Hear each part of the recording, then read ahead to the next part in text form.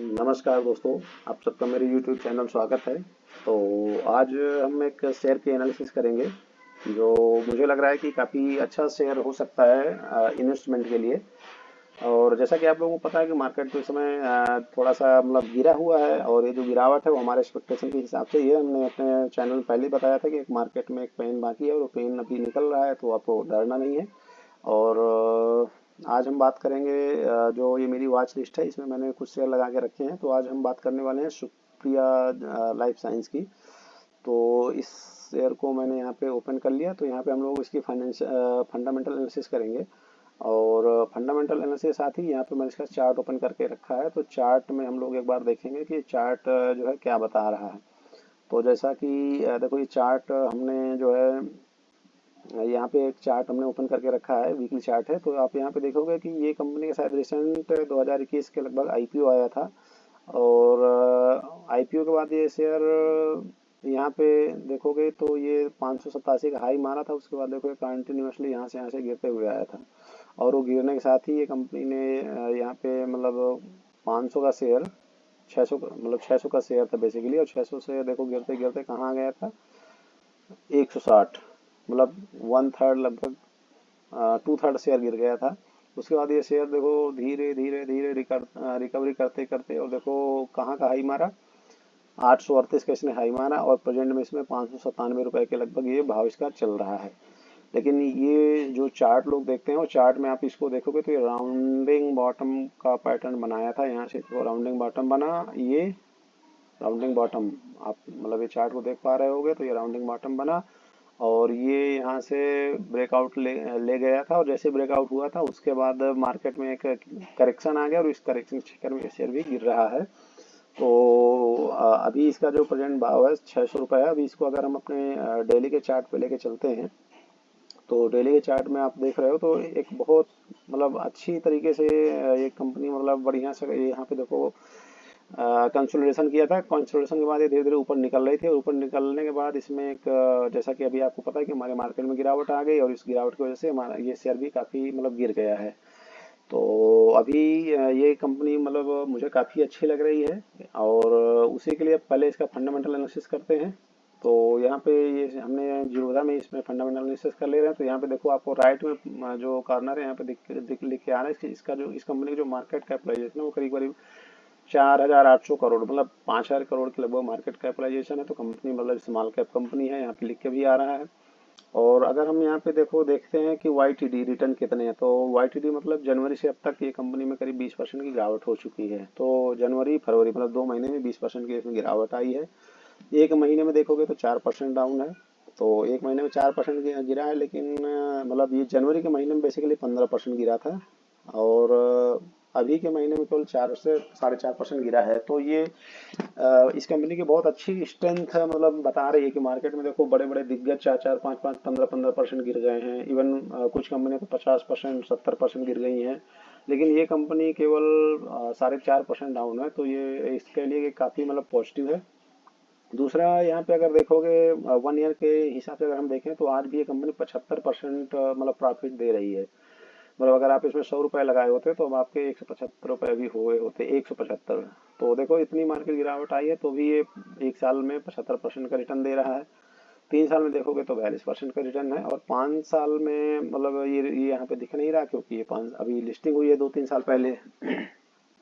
तो ये हो गया इसकी रिटर्न की बात।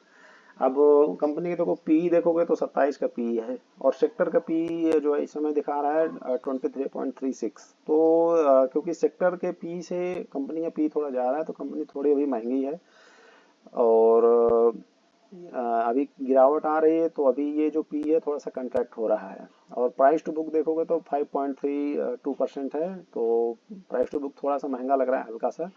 डिविडेंड यील्ड मतलब 0.13 है, तो डिविडेंड ज़्यादा कंपनी नहीं देती है, जो कि एक अच्छी बात है। और आरओई आप देखोगे तो 14% का आरओई है। और यहाँ पे अगर एक साल का लो देखोगे तो 300 रुपये है, और हाई देखोगे तो 850 के लगभग हाई है। और कंपनी अभी 600 के लगभग चल रही है। जैसा कि हमने यहाँ पे देखा तो कंपनी में करीब 20 से 25% की गिरावट आ चुकी है। अब हम अगर रिवेन्यू की बात करें तो देखो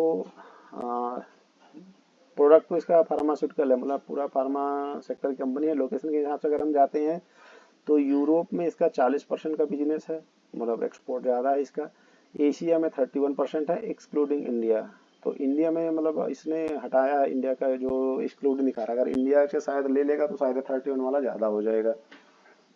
बाकी नॉर्थ अमेरिका में 3% है। तो बेसिकली इसका थोड़ा सा एक्सपोर्ट में इसका फोकस ज़्यादा है इस कंपनी का, हम यहाँ से यही देख सकते हैं। और ये एलएसी मतलब शायद लैटिन अमेरिका दिखा रहा है, और ये नॉर्थ अमेरिका का है। तो मतलब थोड़ा सा अगर जैसा कि अपना अभी डोनाल्ड ट्रम्प जी बोल रहे हैं कि हम टैरिफ लगाएंगे फार्मास्यूटिकल में, तो उसकी वजह से हो सकता है कि ये शेयर थोड़ा सा अंडर परफॉर्मेंस दे सकता है। लेकिन मेरा मानना है कि जिसको अगर कुछ शेयर लॉन्ग टर्म के हिसाब से चूज करने हो तो ये एक बेस्ट क्वालिटी कंपनी मतलब यहाँ से दिखती हुई नजर आ रही है। अब हम लोग चलते हैं फाइनेंशियल पे। तो फाइनेंशियल पे आप अगर देखोगे तो यहाँ पे पहले हम ईयरली देखेंगे। तो ईयरली में देखो इसका जो रिवेन्यू है 500 करोड़ था, फिर थोड़ा सा इसमें डाउन हुआ है। ये अगर आप देखोगे तो मार्च 2022 में इसका 530 करोड़ का रेवेन्यू था, मार्च 2023 में 461 का हो गया है, और मार्च 2024 में इसका फिर से 570 हो गया है। तो थोड़ा बहुत उथल पुथल तो चलती रहती है, धंधा है, कभी डाउन कभी अप। और प्रॉफिट की अगर हम बात करें तो प्रॉफिट 152 करोड़ का था, वो 89 करोड़ का रह गया, फिर 120 करोड़ का हो गया। तो प्रॉफिट में भी थोड़ा सा ऊपर नीचे होकर साइन वेव के तरीके चल रहा है। डेब्ट कंपनी में जीरो है, 21 करोड़ का डेब्ट था 2022 में, और मार्च में इन्होंने डेब्ट 16 करोड़ का मतलब 5 करोड़ कम करके 16 करोड़ रह गया, और अभी ये कंपनी डेब्ट फ्री हो चुकी है। तो एक बहुत अच्छी बात का है, मतलब कंपनी एकदम डेब्ट कर्जा है ही नहीं कंपनी में, तो ये इसके लिए बहुत अच्छा है।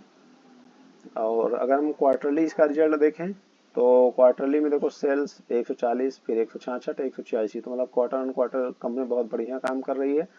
और प्रॉफिट भी देखो 30 करोड़ था, अभी 46 करोड़ हो गया, और फिर अभी 46 करोड़। तो प्रॉफिट भी मतलब ठीक है, लेकिन यहाँ पे प्रॉफिट तो उतना बढ़ा नहीं, शायद इसीलिए हमको सितंबर और दिसंबर क्वार्टर के बीच में जो प्रॉफिट है वो सेम है, इसीलिए शायद हमको ये जो चार्ट है, चार्ट भी वही बता रहा है कि देखो ये जैसा कि यहाँ पे देखो ये सितंबर नवंबर का था, और नवंबर का जैसे रिजल्ट आया तो धीरे धीरे शेयर में गिरावट आ गई। तो क्योंकि थोड़ा सा क्वार्टरली रिजल्ट हल्का सा खराब था, इसीलिए कंपनी ने थोड़ा सा करेक्शन मोड में आ गई है। और लेकिन आप इसमें देखोगे तो मतलब सेल्स ईयर ऑन ईयर भी बढ़ रही है, क्वार्टर ऑन क्वार्टर भी बढ़ रही है, ऑपरेटिंग प्रॉफिट भी ईयर ऑन ईयर भी बढ़ रहा है, और क्वार्टर ऑन क्वार्टर बढ़ रहा है, और नेट प्रॉफिट भी ईयर ऑन भी बढ़ा है, और क्वार्टर ऑन क्वार्टर भी बढ़ा है। तो ये इसके लिए एक अच्छी चीज़ है। अब हम लोग थोड़ा देखते हैं शेयर होल्डिंग। तो शेयर होल्डिंग पे अगर हम देखेंगे तो प्रमोटर के पास 68% की हिस्सेदारी है, मतलब अच्छी बात है। एफआईआई ने देखो इसमें माल बड़ा जो है खरीदा है, मतलब क्वार्टर ऑन क्वार्टर में भी एफआई इसमें बाइंग कर रहा है, और ईयर ऑन ईयर पे भी बाइंग कर रहा है। तो ये एक इसके लिए अच्छी बात है, जैसे कि हम अपने वीडियो में अपने एनालिसिस में बताते रहते हैं कि एफआईआई ने कितना माल इंडिया में बेच रहा है, लेकिन वो कुछ सिलेक्टेड कंपनियों में अपनी पोजीशन बढ़ा भी रहे हैं। तो यहाँ पे वो अपनी हिस्सेदारी बढ़ाते हुए दिख रहे हैं, और डोमेस्टिक इंस्टीट्यूशनल इन्वेस्टर हैं वो अपना इससे हिस्सा थोड़ा सा कम कर रहे हैं, तो ठीक है, कोई बात नहीं है। और बाकी रिटेल के पास भी 15% हिस्सेदारी है। तो ये हो गई शेयर होल्डिंग। तो शेयर होल्डिंग मतलब काफ़ी अच्छी लग रही है, क्योंकि एफआईआई भी है, डीआई भी है, रिटेल भी है, सब कुछ है इसमें। अब पीएस पे देखोगे तो सुप्रिया का जो हमारा मार्केट कैप है, जैसे हमने बताया कि 4,800 करोड़ का मार्केट कैप है। बाकी जो कंपनी हम यहाँ देख रहे हैं, एमी ऑर्गेनिक, एथर और शिल्पा मेड, तो यहाँ पे इनका जो मार्केट कैप है ये थोड़ा सा ज़्यादा है, लेकिन इसका मार्केट कैप कम है। तो ठीक है, मतलब 5,000 करोड़ कंपनी मतलब इतना छोटा भी नहीं है, मार्केट कैप ठीक ठाक लग रहा है। पी अगर देखोगे तो पी इन तीनों से कम है, मतलब इसका 67, 106, इसका 73, तो पी मतलब थोड़ा सा कम है बाकियों से, इसलिए कंपनी अट्रैक्टिव लग रही है। और आरओसी देखो इन तीनों में सबसे अच्छा है इसका, और डेब्ट फ्री कंपनी है। तो इन चीज़ों को मतलब अगर आप देखा जाए तो कंपनी मतलब काफ़ी अच्छी लग रही है, क्योंकि छोटा सा स्मॉल कैप भी है, शेयर होल्डिंग ज़बरदस्त है, और उसके बाद रिजल्ट भी काफ़ी अच्छा दे रहा है।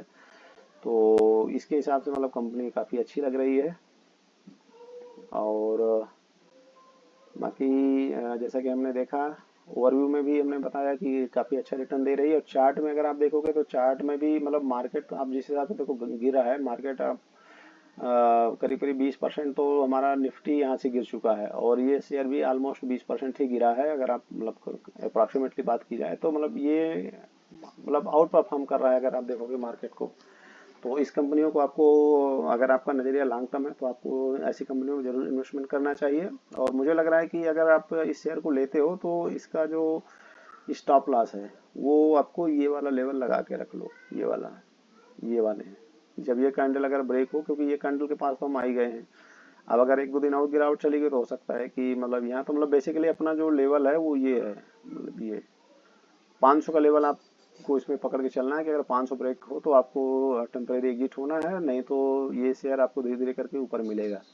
तो यही मुझे आप लोगों को बताना था कि भाई जिन लोगों को कोई फार्मा सेक्टर की कंपनी खरीदना हो तो वो इस शेयर को जरूर देख सकता है। बाकी ये मेरी कोई रिकमेंडेशन नहीं है, मैं आपको बस एक अच्छी कंपनी के बारे में बताना चाह रहा था कि भाई अच्छी कंपनी है। और आपको अगर इसमें कंपनी को लेना हो तो अपने रिस्क के हिसाब से लें। मेरा जो काम था कि मैंने आपको एक अच्छी कंपनी बताई, और अपनी जो मेरी जितनी भी नॉलेज है, समझ है, चाहे चार्ट की और फंडामेंटल की, वो दोनों मैंने आपको बताया कि कंपनी मतलब काफ़ी अच्छा लग रहा है। और देखो इतनी गिरावट में भी कोई कंपनी मतलब गिरी नहीं है।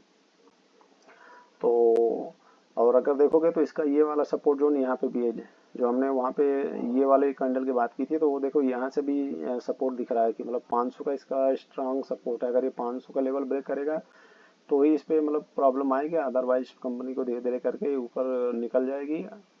तो इन चीज़ों को आपको ध्यान में रखना है। ये और मार्केट अभी थोड़ा सा गिरावट में चल रहा है, इसलिए ये सब कंपनियों के भाव आपको यहाँ पे मिल रहे हैं। तो ऐसे ही भाव वाली कंपनियों को छोड़ना नहीं चाहिए, और मार्केट है ऊपर नीचे होकर चलता है।